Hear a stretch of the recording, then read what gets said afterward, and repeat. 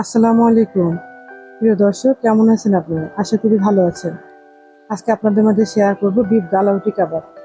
এখানে গোস্ত কিমা নিয়েছি আর একটা মশলা রেডি করব। এখানে দিয়েছি দালচিনি, বড় এলাচ, সাদা এলাচ, জয়ত্রী, জয়ফল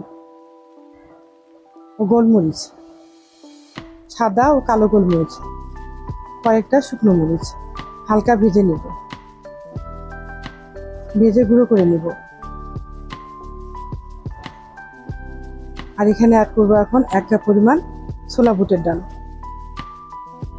এটাও হালকা ভেজে নেব, খুব বেশি ভাজা যাবে না। এই কাবাবটি আমি একটা পত্রিকায় পেয়েছি, দেখে আমার খুব ভালো লাগলো, ভাবলাম আপনাদের মাঝে শেয়ার করি। ডালগুলো গুঁড়ো করে নেব।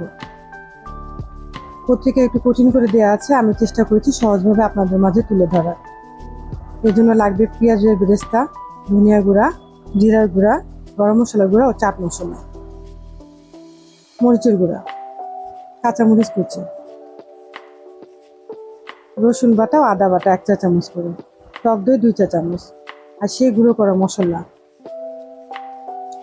গুঁড়ো করা ছোলা বুটের ডাল, স্বাদ মতো লবণ ও হলুদ। খুব ভালো করে মাখাতে হবে। মাখাটা যতটা ভালো হবে খেতে ততই ভালো লাগবে। এটা আপনারা চাইলে বানিয়ে ফ্রিজে রেখে দিতে পারেন। যখন খাবেন তার আগে বের করে রেখে দিবেন 20 মিনিট আগে। এখন দেব সয়া সস।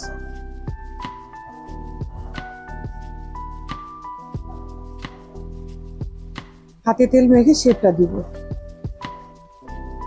আমি শেপটা দিব পাতার মতো করে।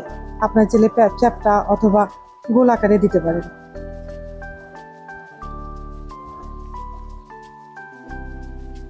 ভাজতে হবে একেবারে লো হিটে, ডুবো তেলে, কারণ গোস্তটা সেদ্ধ হতে সময় লাগে। আপনাদেরকে আমি জালটা দেখিয়ে দিলাম, একেবারে লো হিটে। একটু সময় নিয়ে করতে হবে। এখন সবার ঘরে ঘরে গোস্ত আছে, চাইলে আপনারা বানিয়ে খেতে পারেন। আমার কাছে অনেক ভালো লাগছে, আমার ছেলেমেয়েরা অনেক পছন্দ করেছে। আমি একটু সময় নিয়ে ভেজেছি। যদি ভিডিওটি ভালো লাগে একটা লাইক দিবেন, পেজে ফলো, চ্যানেলে সাবস্ক্রাইব করবেন।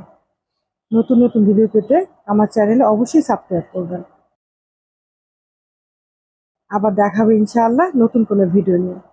সে পর্যন্ত ভালো থাকবেন, সুস্থ থাকবেন। আল্লাহ হাফেজ।